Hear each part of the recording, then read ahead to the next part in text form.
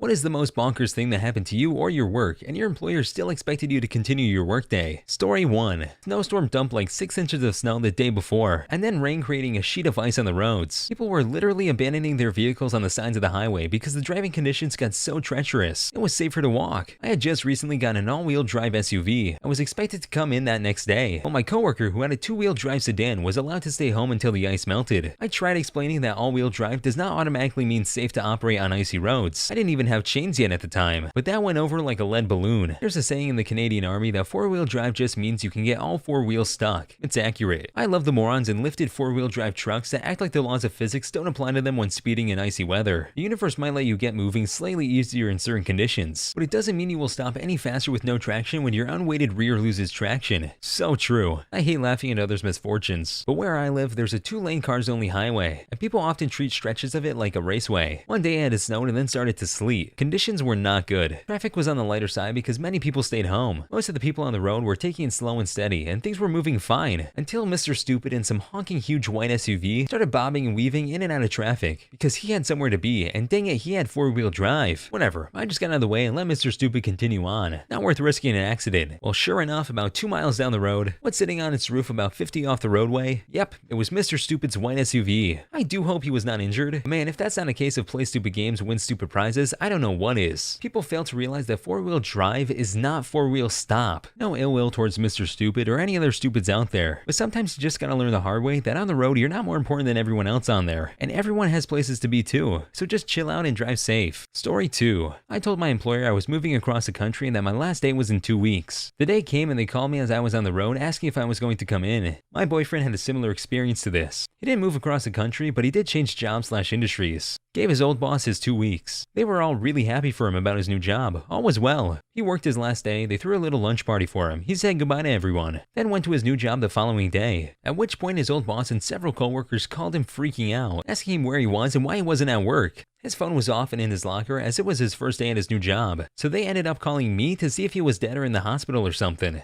I was just like, dude, his last day was yesterday. You knew this. You threw a party. What the heck?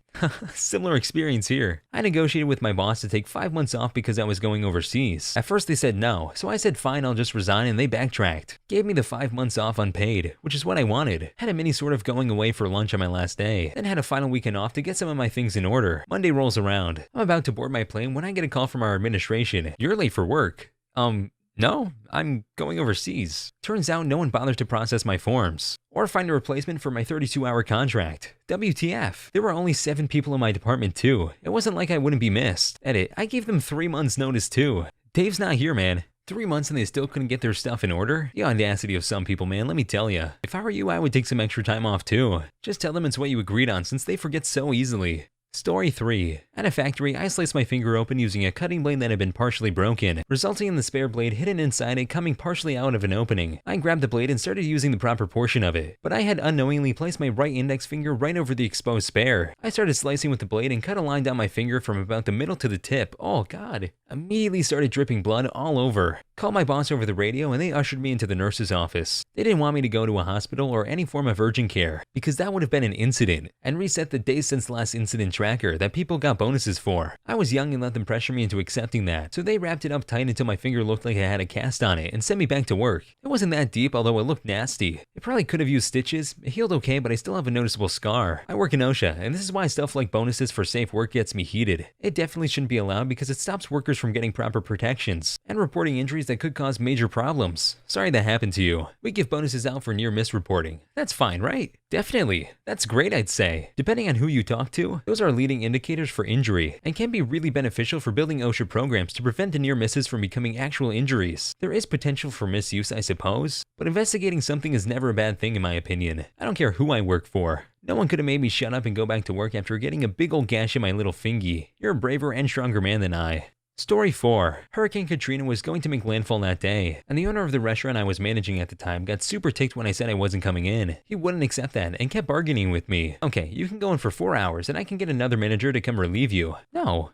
He was like, well, go hide your keys then so you can have someone else pick them up. Absolutely. After the storm hit and devastated New Orleans, the owner was calling me because they needed some people to open the restaurant. The roof had blown off my house and I was asking him where I was going to live while I worked for him. He said to just get a hotel, as if he was paying me enough to afford such a thing. I also think hotels were pretty full. Not sure. I really don't get that. Not at all. None of it. I mean, not seeing how personal situation affects someone, yeah. But a whole devastated region and you still think of opening before anything else? What the frick? Oh, so I forgot to add. He did get the restaurant open very quickly after the storm, like before everyone else. Business was booming temporarily, but the company has gone out of business since, because he thought he could drop the Bennigan's branding and come up with his own stuff. He came up with Shenanigans. Sounds familiar, right? Like the movie Waiting? This was filmed in one of Bennigan's locations that was just outside New Orleans. Hey Farvo, what's the place you like to eat so much? Seriously though? A whole hurricane and you're worried about opening your restaurant? Who the heck is gonna go there during a hurricane? What was he thinking? Story 5. I got a call one day from my cousin saying our house had been broken into. I went home to deal with it and file a police report, and it was honestly so stressful. My supervisor then rang me to ask me what time I was planning on coming back to work later in the day, because she had paperwork for me to finish. My truck was stolen overnight. Call my boss and tell him what's happening. He seems more annoyed than I was. Spend 4 hours waiting to file the report, another hour on the phone with the insurance. I'm ticked and stressed. Call my boss to update him. He answers the phone. Are you coming in soon? I say frick it and walk 5 miles to work. I clock in and get called to the office because I was late. Get demoted because my position needs to be reliable. Dude, 4 years and I've never clocked in late. Always a few minutes early. And I get this stuff because my freaking truck was stolen? Whatever. I'll put in applications when I get home and ditch them when I find something else. 2 days later, all the regional managers and district managers are upstairs, firing him because of some questionable moves he made. New manager sees my worth and is getting me an even better position than before. Frick Paul. Frick Paul indeed, what a tool. I can't even imagine being on time constantly, if not a little early, only to have little snot-nosed Paul demote you because your truck was stolen. So glad the new guy saw your worth though. Hope you got a better truck too with that better position. Story 6. I was working at a hotel in the bar and as a waitress. One day, a couple hours before my shift, I started feeling really sick. I have stomach issues, but I knew it was different. I called and said I was not feeling great. They insisted I come in. My mom had to drive me in because I felt too sick to drive. I worked an hour, got to the point of I'm definitely throwing up, and told them I had to go or else I was going to throw up on the customers. They told me that they really weren't happy and they better see me tomorrow. I had neurovirus which came on really quickly, and emailed the next day saying this and that I wouldn't be coming in until 48 hours had passed. They were generally nasty people to work with. Cliquey, rude, stole tips, demanding, and unreasonable. When I told them about a holiday I had booked since before they employed me, they asked for my flight number so they could put me on shift 4 hours after it landed. Then got ticked when I was late because my plane got delayed. Well, you don't want to stay at Amy Balding's forever anyway. I used to work on cruise ships. Nora meant your boat was quarantined, and you weren't going to be seeing another human being for a little under a week. These people are dumb as heck. You would have put the entire crew in a commission if you had gone in, though that would have been hilarious. Story 7. Was a welder in a factory. 5 minutes after I got back from lunch, a nice bit of slag somehow made it under my glove and burnt my wrist. I quickly dropped the welding gun trying to get the glove off to get the burning metal off. I tried to grab the gun with my other hand so it wouldn't clatter to the floor and possibly break, but I missed the handle and instead grabbed the hose a little under. The tip of the welding gun swung down and the hot wire went straight into my leg. I pulled it out and gimped to my lead, explaining what happened and if I could go treat the wound. The response? You're behind, you better hit your number. I didn't even get a band-aid. It wasn't recorded and I still had 6 hours to go. It wasn't the worst pain I've endured, but I would not recommend it. But now I've got matching scars on my wrist and leg. And you also got a really nice settlement, right? Right? LOL, if we got settlements for getting burned, there would be no welders left. It's terrible he couldn't dress the wound and freaked up on his foreman's part. Absolutely, but getting burnt is part of the job. I misunderstood what you were saying, sorry. It's not good the fireman wouldn't let them clear the wound. I cannot comprehend how someone can see someone with visible injuries and in pain and not have a single shred of compassion or empathy, or any other sign of a sliver of a soul. Can you imagine having a person ask you to take care of their injuries? Why do you even need to ask such a thing? And your response being basically the human equivalent of an answering machine? With all the soul of an automated register. Place your item in bagging area. You're behind. Hit your number. Should have shoved that welding gun up his butt. Story 8. Worked as a busboy for a now closed restaurant. I came in for my shift one time when they had roofers working on the roof. The section of the roof they worked on was all terracotta roof tile, and they needed to remove it all to replace it. The upper management decided it was a great idea to have this work done during the lunch hours, and were open for those hours. Little did they all know, if there were cracks on the ceiling inside and while the removal was happening, the terracotta tile dust was raining inside all over the guests and their food. Management still tried to continue restaurant service as usual, but the guests were having none of it and just walked out. I came to an empty restaurant littered with tile dust, and we were expected to clean it up before dinner started. It took at least a month for my lungs to clear out of that stuff, because I was not provided any respiratory gear to clean up that mess. Edit, the restaurant in question was Charlie's Crab Palm Beach, owned by the Landry's Corporation. That sounds like it could have been a really good lawsuit. I was washing dishes at a Poop Butt diner when the grill hood broke down. The restaurant started filling up with smoke predictably. They refused to shut down even as the smoke stung our eyes and everyone started to get lightheaded. I left and called the fire department, for which I was screamed at during my night shift in the middle of a crowded dining room. Got an earful about how important to the community it was that they stay open, and how smoke from grills isn't harmful and it's really just a comfort thing for the grill cook. Also, he told me that the town's fire department was going to beat me up for wasting their time. Oh yeah, I'm sure your town's fire department goes around beating everyone up that calls them, especially for a diner full of smoke. That boss sounds like a grade A scumlord. Story 9. When it was hours before Hurricane Harvey was going to make landfall, and they were still tentative about releasing us from work, so that we would have time to go and board up our homes, stock up on supplies, and evacuate if needed, we were blessed by being allowed to leave 1 hour early. Sarcasm was meant on that last sentence. Yeah, that was so much fun. I remember filling sandbags at work and listening to the radio as they said it was up to Cat 3 after being at 1 that morning. I was pretty worried I wouldn't be able to evacuate in time. I'd also just moved to Texas and had no idea where to go, which wasn't helped by my butthead boss saying San Antonio wasn't going to be any better off. Good times. I work as part of a maintenance team for a community of 750 homes. We put up hurricane shelters for about 400 homes. We work as long as it takes to put them up. Hurricane Matthew was expected to make landfall just south of us, and we got a late start to putting up shutters. I worked 16-hour days, so I had time to evacuate to Tampa. In the end, it went north of us, and I won $1,500 at Hard Rock on 3-card poker. There's gotta be a lawsuit preventing people from stopping their employees from going home early due to bad weather like a hurricane. Right?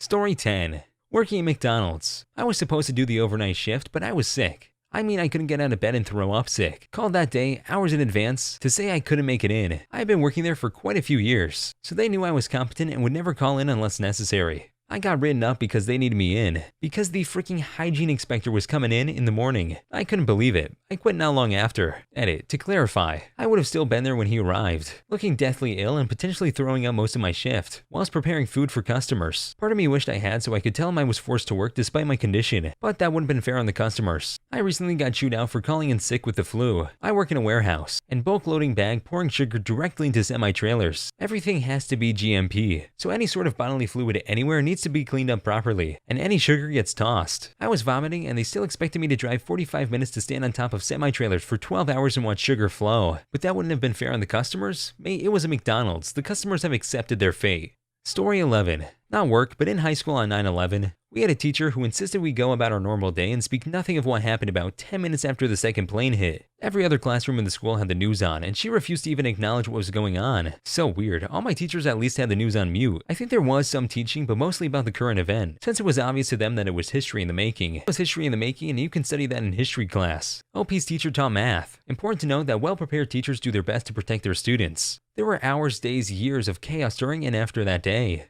The teacher didn't do what was best for you, but I can say with 99% conviction that the teacher thought they were doing what was best for you at the moment. Story 12. I was working at a pet store and was used to being bit by the pets we sold. Hamsters, ferrets, birds, no big deal. This day, however, as I was helping a woman who had brought her dog in, it attacked me. Luckily, it was a smallish, medium-sized dog, so it didn't get in my face, but I had big bleeding holes all up and down one arm. The lady never said sorry, and my manager told me to go to the back, get cleaned up, and come back out and ring up the register. So did, with big blood splatters all over my yellow uniform shirt. Now that's a bad boss. Opening the company up to a lawsuit if you had gotten an infection, or a permanent injury when you were on the clock, not allowing you to seek immediate medical treatment or stopping that customer and getting her information. I hope you quit that job and complain to the corporate if this was a chain store. Not only that, but the first thing that I'd be doing is confirming that the dog had all its shots. Rabies is not anything to freak around with, and if I remember correctly, it can lie dormant and then randomly incubate years later. If OP's day wasn't ruined before, it sure is now. Story 13. College professor, not a boss. In college, we had our final semester presentations that counted for 60% of our grade. I was on blood thinners at the time, and the night before my presentation, I had an accident in the home and split my head open. 12 hours later, it was still bleeding. First thing I did in the morning was email my professor with an explanation and a timestamp photo of blood running down my face. I asked if I could present the following day instead and said that was not possible without a doctor's note. I had to go to the doctor and pay a $32 copay, just so the teacher could write on a note, "Philip's head will not stop bleeding because of the medication he is on. I can't believe I had to write you this note. Should have gone to class and tried to do your presentation. Maybe go out of your way to pass the dean or security guard. 100% just start standing in the front and start talking. Don't bring a towel or anything. Just let the blood run down your face while you make your presentation. Prof will look real stupid real quick. Just put up the email with the professor on the projector and talk about the difference between right and doing the right thing, in a purely ethical, philosophical way." Story 14. Right after Hurricane Sandy, the bank I worked for had no power for days, so obviously we couldn't do any banking. Rather than just close, my manager insisted that the entire staff show up for shifts as usual, just so we could sit in our normal seats in our uniforms and winter jackets to tell any customers who wandered in that we didn't have power and couldn't help them with anything at all. Just about every single person asked us some variation of, "Then what the heck are you doing here?" It sucked. On the bright side, you get paid for doing nothing. I'd rather not get paid than sit in a freezing cold bank for 8 hours a day. Could always start burning money for warmth. Story 15. The power went out at 8 a.m., but we weren't allowed to go home. We sat around doing nothing for nearly 8 hours, just in case the power came on. Then our boss said if it didn't come on by 4 p.m., we could just go home, and the work schedule would be pushed ahead a full day. Power came on at 3:50 p.m. We had to do our full workload. Yay for that, hope you got overtime. I had something similar when I worked as a helping hand. Needed to be done that day. Now I work on computers. Power went out. I was bored out of my mind for 3 hours, but got paid for doing nothing. But at least no one forced me. This happened to me, except they kept me and one other girl there just in case he came back on and sent everyone else home. Finally at 3 they let us leave, only to recall me when I was halfway home because the power was back on and I lived the closest. I was the only one told to come back in. Yeah, that call would have gone straight to voicemail. Story 16. The air conditioning broke down and people started passing out from the heat, but they let us take our fake ties off, so that was generous. I worked at a restaurant when the AC broke. It was 85 degrees Fahrenheit for a week or more. My manager told corporate to get someone to come fix it, and they did frick all. Finally, a customer complained to corporate that the restaurant was too hot, and they fixed it the next day. That's exactly how we got the AC fixed at my job too. Customer complaints go miles further than employee complaints. Sometimes I outright encourage customers to do this. "It's too hot in here." "Oh, isn't it terrible?" Here's the number of corporate complaints. As someone who does terrible in the heat, I'd be out there bribing customers to call and complain. Story 17. Worked for a small graphic design company fresh out of school. They used cracked software, didn't really pay anyone and were generally shady, but I didn't really think anything of it until the FBI showed up. Apparently they also didn't pay their taxes, and so my boss was taken away in handcuffs and the office was closed. Or so I thought. Our boss called our creative director from jail and told us to work from the seedy motel room he set up to finish the assignment or else we wouldn't get paid. Nobody showed up apparently, as we all decided now would be a good time to look for new opportunities. Wow, that's crazy. Using pirated software is just unacceptable for a business that deals with graphic design. Story 18. Automotive painting. Been complaining about my mask parts needing replacing for a few weeks. Finally my mask broke, and I refused to paint because toxic fumes were coming into my mask. Being the only automotive painter, work came to a halt. I was told to get in there and paint or else. I pointed at the security camera and asked him to say that again, but a little louder. He fired 2 people that day, but I wasn't one of them. Do not tease me like that. Why did he fire 2 other people? Because I stood up to him and he couldn't fire me without a lawsuit. So he fired the new girl in charge of ordering, but she wasn't the one who had been blowing me off buying replacement safety gear. They hired her 2 weeks prior and I had been asking for parts for a month. The second person was a carpenter, probably looking at him funny or something. The GM enjoyed people cringing when he came out onto the warehouse floor. When I walked out, 7 other people did too in the following days. I love when one person walks out and is suddenly followed by more people. It's like, oh dang, I forgot that was an option. Story 19. Federal agents with a search warrant shut down all the computers so they could image the drivers. We puttered around for hours before we finally got sent home at the regular time. However, long lunches and gym visits were permitted. Gym visits as if there was a gym inside the office, or you guys could freely head to the gym and work out for a couple hours. Probably the former. A lot of big companies have on-site gyms these days. Can confirm. Probably helps them get a discount on health insurance plans. Story 20. Someone spilled or poured out a bottle of deer attractant on the floor under the shelves in the sporting goods section of Walmart. Stank of deer pee for, well, actually, it probably still does. They never cleaned it, and we had ammo to sell. Did your Walmart fill up with deer afterwards? No, but it seemed to draw a lot more idiots than usual. Hope you guys enjoyed the video. Please like and subscribe for more videos to come, or else this spider will be in your bed tonight.